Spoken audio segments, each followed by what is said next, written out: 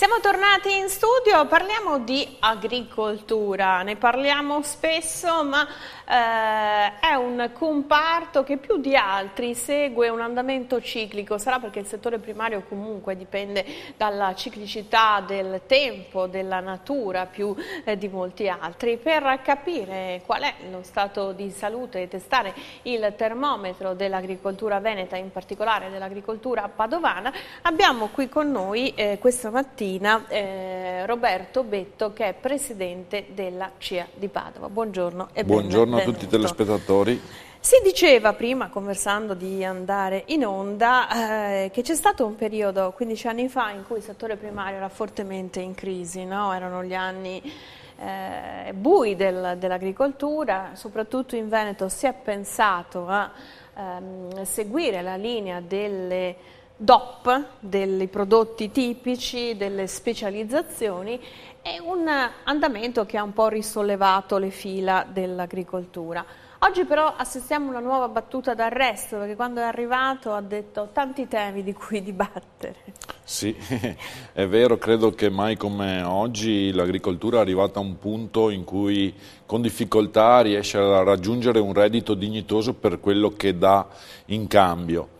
Quindi credo che bisogna anche porci degli obiettivi e la volontà di un cambiamento che ormai ci vede esasperati con il lavoro che si fa e lo scarso reddito che si riesce ad avere in qualsiasi attività agricola, sia di produzione zootecnica che cerealicola che ortofrutticola. Ma non c'era stata una sorta di rivoluzione qualche anno fa, sia di colture sempre più specializzate con mercati di nicchia e anche un'agricoltura diversificata, no? Quindi l'agricoltura dalla terra alla tavola, la vendita quasi diretta, l'agriturismo, alle fattorie didattiche, tutta una serie di attività che vanno oltre, no, la pura attività agricola. In realtà, non a caso, molti giovani sono ritornati nei campi. In realtà non è stato così, in realtà è stato un finto start-up, una falsa partenza.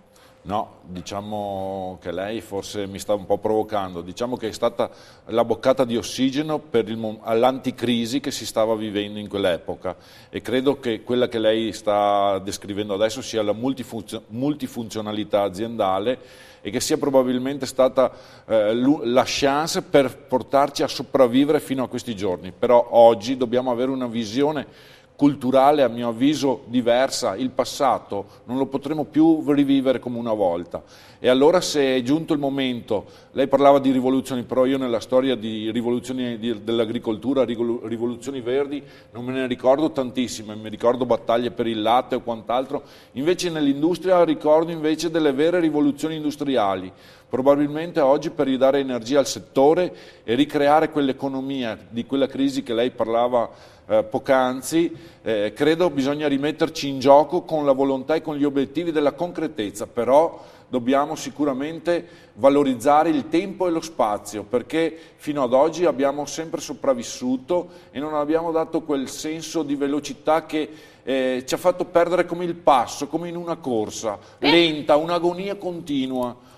Però oggi credo che abbiamo veramente la necessità di avere una visione futuristica, cioè con un progetto a medio e lungo termine anche per dare la speranza a queste nuove generazioni che si vogliono insediare oggi in agricoltura e che magari gli manca semplicemente la terra, che però può essere lo strumento indispensabile per loro. Allora, nuovi obiettivi, concretezza che si può fondare su interventi da parte di chi? Volete nuove leggi, nuove disposizioni, una semplificazione, una maggiore attenzione, oppure c'è anche la necessità da parte vostra, proprio degli agricoltori, di cambiare la mentalità e di proporsi in modo diverso? Cioè, che cosa intende lei per concretezza e per nuovo passo?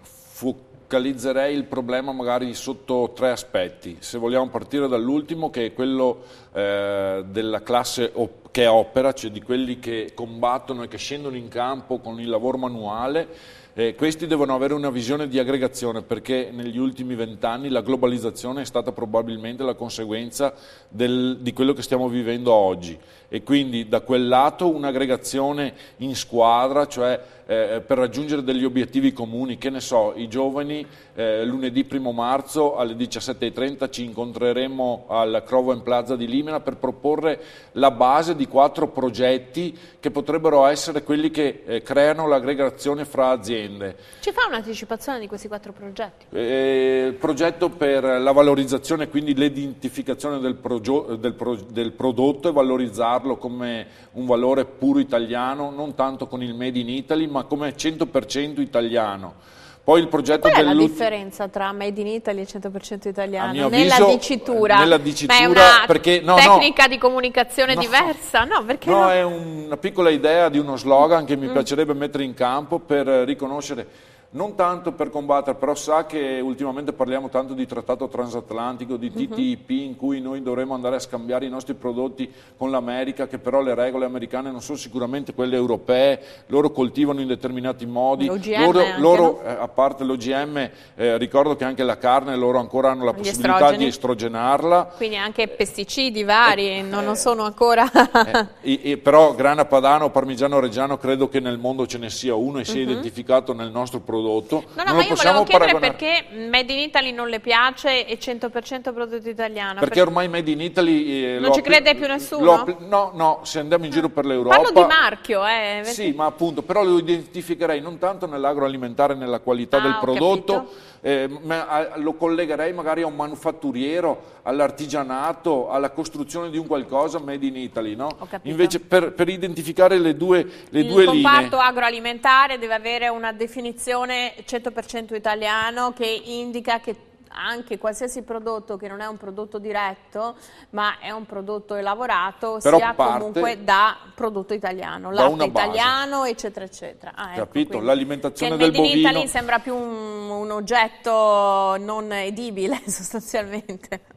Non so se lei condivide, però io ho questa visione, effetti, tanto per scardinare un po' tanto per fare una sottolineatura. Esatto. Poi dall'altra parte chiederei alla politica la volontà concreta di valorizzare il settore agricolo e agroalimentare, se vogliamo definirlo, però le ricordo che parte dell'agroalimentare è manipolato, cioè è sotto l'associazione della Confindustria, e quindi prendere anche delle decisioni e decidere cosa deve fare uno, in quale reparto si deve sentire appoggiato, da quale associazione si deve sentire più vicino. Vuole dire che le associazioni di categoria del settore primario, voi come Confagricoltura, Coldiretti, adesso le cito tutte così non facciamo torto a nessuno, in qualche modo vi sentite espropriati di un ruolo che finisce invece di fatto a Confindustria? È quello che lei sta dicendo? Un pochino, no, è quello che è sempre successo negli ultimi, dal dopoguerra, da quando si è potuto vedere. A mio avviso, questa è la mia visione. Ovvio, ma non, insomma, ci mancherebbe.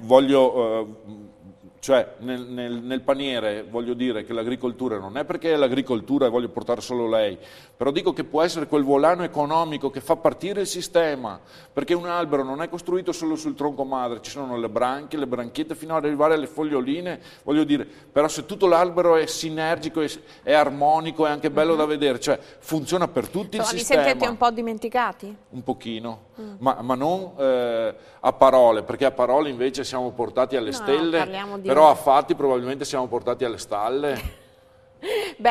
Forse a parole è anche facile sostenere l'agricoltura italiana, perché credo che sia certificato che i prodotti della terra italiana siano i migliori, non perché è 20 anni che investiamo. Lo diciamo noi, insomma, siamo molto creativi e molto ci sappiamo fare, no? con il pollice verde esteso a tutte quelle che possono essere le espressioni della impresa verde. Lei ha citato 4 punti, no? 2 mi pare che... però volevo finire su quello della politica, che talvolta si fa però rapportare da dei tecnici che sono burocrati esterni, cioè non sono dei tecnici pratici che hanno combattuto nel campo e hanno toccato con mani quali sono i sacrifici. Sono sporcati le mani di terra. E quindi quello può essere anche un tecnico, però ha sempre quel valore fino a là.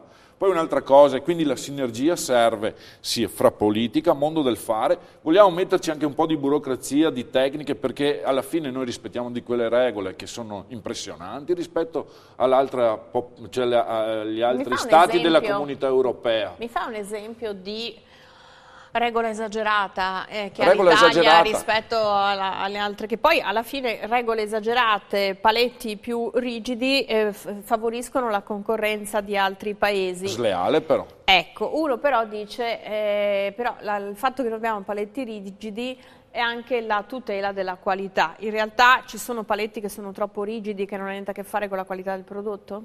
Dal punto di vista burocratico sicuramente sì. Poi se andiamo sul tecnico pratico, io credo che talvolta in Italia ci vogliamo anche complicare, vogliamo fare le cose talmente bene che ci complicano la vita a un tal punto che non siamo neanche più in grado di farle. Allora meglio regole semplici, concrete e pratiche che probabilmente potrebbero dare quella boccata di volontà e di entusiasmo per dire sì, rispetto le regole, però non può essere che in Italia uno lavora e tre guardano, cioè alla fine quei tre sono chi controlla, chi fa la legge, chi la mette in atto e chi la controlla, e uno lavora per mantenere tutto il sistema. Ci fa un esempio di regola assurda nel vostro comparto?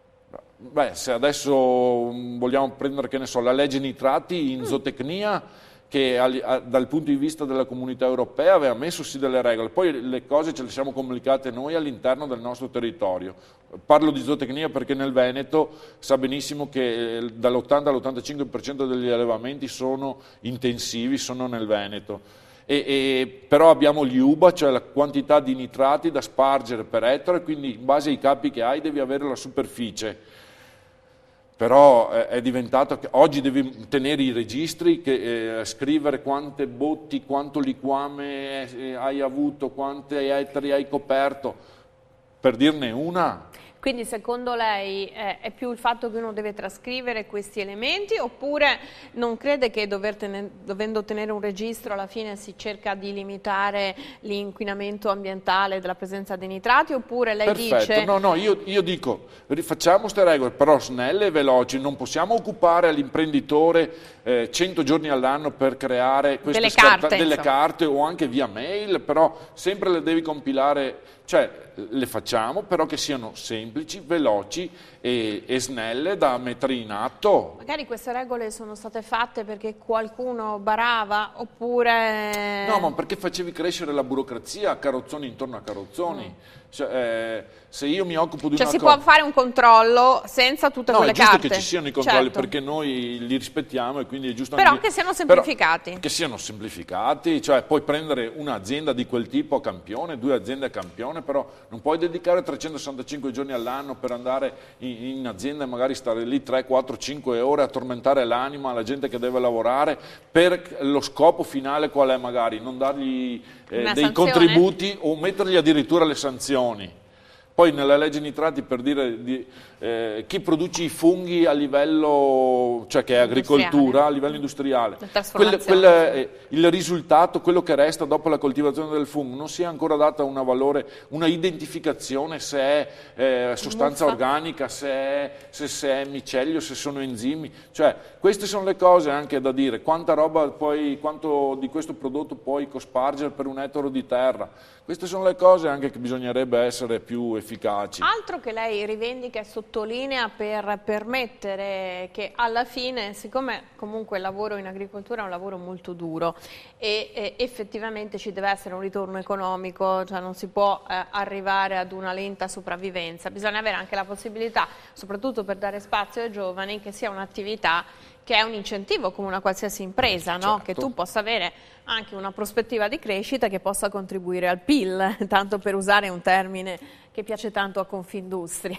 Brava, va bene. Allora che cosa propone? Quali altre cose propone? Per i nuovi giovani appunto cercare questa aggregazione e se noi rispettiamo le regole, logicamente il 100% italiano non può avere un valore di una carne prodotta in Polonia, oppure facciamo degli studi di mercato, quindi facciamo entrare anche nel progetto anche la grande distribuzione alla fine, perché anche grazie a loro possiamo collocare una parte dei nostri prodotti, però Però non buttare giù il prezzo o paragonarci a altri stati in cui le regole dell'ambiente e del territorio non le hanno mai rispettate, l'inquinamento. La Cina è cresciuta tantissimo, però a livello di inquinamento, tanto per parlare di Cina, però tutti i paesi in via di sviluppo, innanzitutto partono sempre da una cosa, dall'agricoltura, perché l'agricoltura è quella che dà vita, se non si mangia non si va avanti. Poi hanno investito nell'industriale, però il livello di inquinamento è diventato a livelli stratosferici. In Italia rispettiamo le regole da oltre 20 anni, però la nostra qualità è giusto che venga valorizzata per un prezzo che non è come gli altri, perché sennò siamo tutti uguali. Adesso io però voglio anche un po' puntare il dito verso il consumatore, no? Perché indubbiamente ci possono essere tante regole, il riconoscimento che la carne italiana abbia un prezzo diverso dalla carne estera, però se poi il consumatore, il cui portafoglio, ahimè, piange, si trova ad entrare in una macelleria e dover scegliere, se c'è una differenza di prezzo troppo elevata, è inevitabile che, io penso anche alle famiglie, insomma è facile dire la qualità venga valorizzata, ma poi se sul mercato si vende in percentuale massiccia quella che costa meno, io mi rendo conto che il macellaio invece che prendere la carne veneta va a acquistare quella estera perché comunque vende di più, cioè purtroppo queste sono leggi di mercato. Allora che cosa si può fare perché il consumatore anche in questo caso, non a parole ma concretamente, sia sostegno dei prodotti del proprio mercato domestico?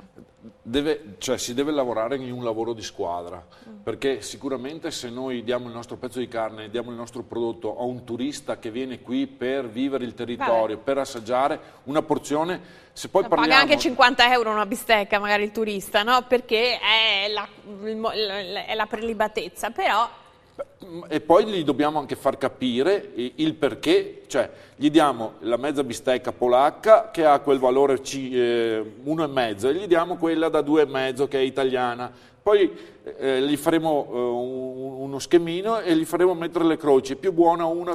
certo. Tutte cose, però allora per ovviare a questo problema, a me 20 anni fa mi dicevano che si erano aperte le frontiere, che i dazi doganali potevano essere qualcosa, ma sei matto, cosa stai dicendo? Oggi, con quel dazio che noi imponiamo all'importazione di un determinato prodotto, andiamo a sostenere il mercato di quel prodotto per contenere il prezzo. E quindi lei vorrebbe rimettere i dazi? No, adesso è una battuta, ma per far capire che il governo... Cioè bisogna sostenere il prodotto italiano. Esatto, in Francia quando dicono loro si battono, hanno bisogno di qualcosa, 20 giorni fa o 30 hanno messo nel paniere 700 miliardi di euro per l'agricoltura, questa è la realtà. Questo vuol dire che io devo trovare il prodotto italiano, 100% italiano, ad un prezzo leggermente più alto rispetto a quello estero, in modo che sia competitivo e io possa...